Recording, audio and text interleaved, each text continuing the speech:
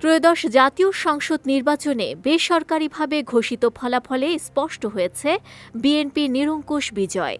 ২৯৯ আসনের মধ্যে ২৯৭টির ফল প্রকাশিত হয়েছে, আর তাতেই বড় ব্যবধানে এগিয়ে বিএনপি।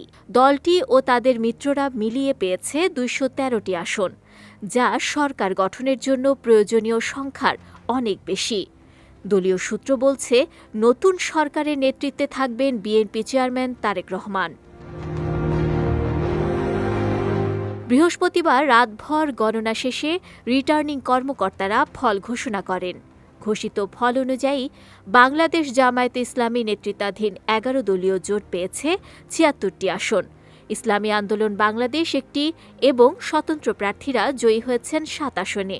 ২টি আসনের ফল এখনও মুলতবি রয়েছে। শেরপুর ৩ আসনের ভোট স্থগিত থাকায় এবার প্রতিদ্বন্দ্বিতা হয়েছে ২৯৯ আসনে। মোট প্রার্থী ছিলেন ২,০২৯ জন। ইতিহাস বলছে, ১৯৮৮ সালে কাজী জাফর আহমেদের পর আর কোনো পুরুষ প্রধানমন্ত্রী দায়িত্বে আসেননি।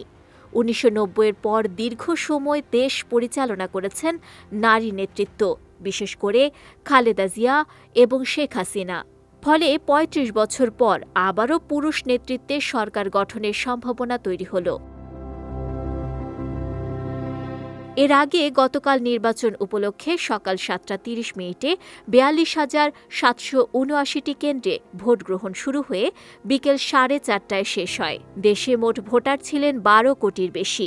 এছাড়া বিদেশে অবস্থানরত প্রবাসীদের জন্য ১২৪টি দেশে পাঠানো হয় পোস্টাল ব্যালট। এদিকে বিজয় উদযাপনে সংযত থাকার নির্দেশ দিয়েছে বিএনপি।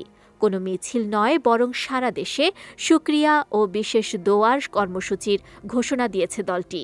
বিশ্লেষকদের মতে, এই ফল শুধু সরকার পরিবর্তনই নয়, দেশের রাজনৈতিক ধারায় এক নতুন অধ্যায়ের সূচনা করতে পারে।